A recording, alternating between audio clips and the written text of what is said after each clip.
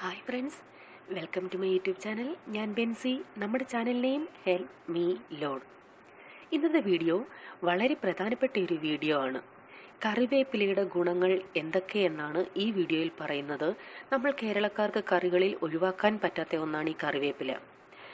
നമ്മളാണ് ഏറ്റവും കൂടുതൽ കറിവേപ്പില ഉപയോഗിക്കുന്നതെന്നാണ് എനിക്ക് തോന്നുന്നത്. പലരും ആഹാരം കഴിക്കുമ്പോൾ കറികളിലോ തോരനിലോ ഒക്കെ ഈ കറിവേപ്പില കിട്ടിയാൽ അത് കളയാനായി സൈഡിൽ മാറ്റി വെച്ചേക്കും, കഴിക്കില്ല. എന്നാൽ ഇതിന്റെ ഗുണങ്ങൾ അറിഞ്ഞാൽ ഇനി മുതൽ നിങ്ങൾ ഈ കറിവേപ്പില കളയില്ല. ഇതിന്റെ ഗുണങ്ങൾ പലതാണ്. ആദ്യം തന്നെ പറയട്ടെ, ദയവായി ഈ വീഡിയോ കേൾക്കാൻ ആഗ്രഹിക്കുന്നവർ ഇടയ്ക്കിത് ഫാസ്റ്റാക്കി അടിച്ചു കളയാതെ ഫുൾ കേൾക്കുക. എങ്കിലേ നിങ്ങൾക്ക് ഈ വീഡിയോയുടെ ഗുണം കിട്ടുകയുള്ളൂ. കറിവേപ്പിലയിൽ വൈറ്റമിൻ എ, ബി, സി എന്നിവ ധാരാളമുണ്ട്. ഇത് ശരീരത്തിന് ആരോഗ്യം തരുന്നു, രോഗങ്ങളെ എതിർത്ത് നിൽക്കാൻ സഹായിക്കുന്നു. നല്ലൊരു ആന്റിബയോട്ടിക്കാണ് ഈ കറിവേപ്പില. നമ്മുടെ ശരീരം ഓരോ കാലാവസ്ഥയിലും അതിനെ ചെറുത്ത് നിൽക്കാനുള്ള റെസിസ്റ്റിംഗ് പവർ ഈ കറിവേപ്പിലയിൽ ഉണ്ട്. ഇതിൽ ആന്റി ഓക്സിഡന്റ് ഉള്ളതുകൊണ്ട് ബ്ലഡ് സർക്കുലേഷൻ നല്ലതുപോലെ നടക്കുന്നു. അനീമിയ ഉണ്ടെങ്കിൽ അത് മാറാനും ഹൃദയ സംബന്ധമായ രോഗങ്ങൾ ഇല്ലാതാകാനും കൊളസ്ട്രോൾ ഇല്ലാതാകാനും ഒക്കെ നല്ലതാണ് കറിവേപ്പില.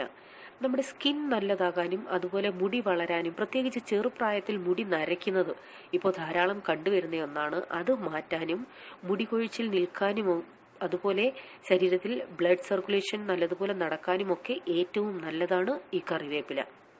ഡിപ്രഷൻ മാറാൻ ഏറ്റവും നല്ലതാണ് കറിവേപ്പില.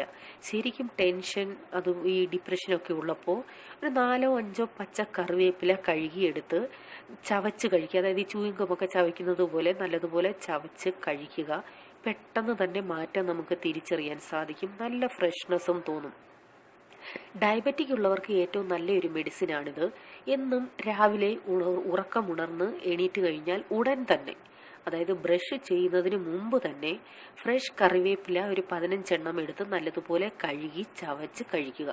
ഇത് ചവയ്ക്കുമ്പോൾ നമ്മുടെ വായിലെ സലൈവയും ഈ കറിവേപ്പിലയും മിക്സായി വയറ്റിൽ ചെല്ലണം. ഇത് ഡെയിലി ചെയ്യുക. ഷുഗർ ലെവൽ കൺട്രോൾ ചെയ്യാൻ നല്ലൊരു മരുന്നാണിത്. അതായത് പുതിയൊരു ദിവസം തുടങ്ങുന്നത് ഈ കറിവേപ്പില കഴിച്ചുകൊണ്ടായിരിക്കണം.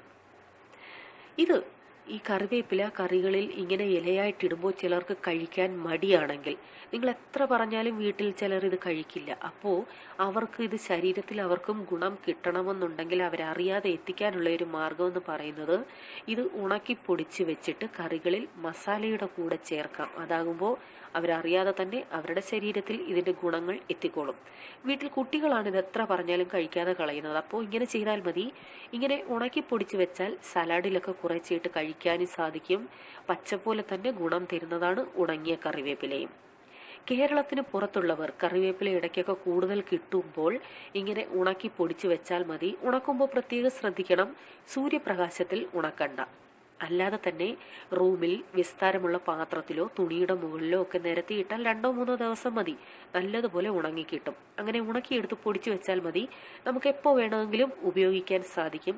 കഴിവതും എല്ലാ കറികളിലും തോരനിലും അതുപോലെ മെഴുക്കുപുരട്ടികളിലും ഒക്കെ ഈ കറിവേപ്പില ഉപയോഗിക്കുകയും അത് കളയാതെ കഴിക്കാനും ശ്രമിക്കുക. ഇനി പറയുന്നത് വളരെ പ്രധാനപ്പെട്ട ഒന്നാണ്. ഈ കറിവേപ്പിലയിൽ ഫോളിക് ആസിഡ് ധാരാളം ഉണ്ട്. ഫോളിക് ആസിഡിന്റെ കലവറയാണ് കറിവേപ്പില എന്ന് പറഞ്ഞാലും തെറ്റില്ല. കൺസീവ് ആകാൻ, അതായത് പ്രഗ്നൻസി പ്രോബ്ലം ഉള്ളവർ ദയവായി ഇത് ധാരാളം ഉപയോഗിക്കുക. കുട്ടികൾ ഉണ്ടാകാൻ ആഗ്രഹിച്ച് ഹോസ്പിറ്റലുകളിൽ പോയിട്ടുള്ളവർ ഉണ്ടെങ്കിൽ നിങ്ങൾക്കറിയാം, ആദ്യം ഹോസ്പിറ്റലിൽ നിന്നും ഫീമെയിൽസിന് കഴിക്കാൻ തരുന്നത് ഫോളിക് ആസിഡ് കൂടാനുള്ള ടാബ്ലറ്റ് ആണ്. അപ്പോൾ നമുക്കിത് പ്രകൃതിയിൽ നിന്ന് തന്നെ ഫോളിക് ആസിഡ് കിട്ടുന്ന സാധനം നമ്മുടെ കയ്യിലുണ്ട്.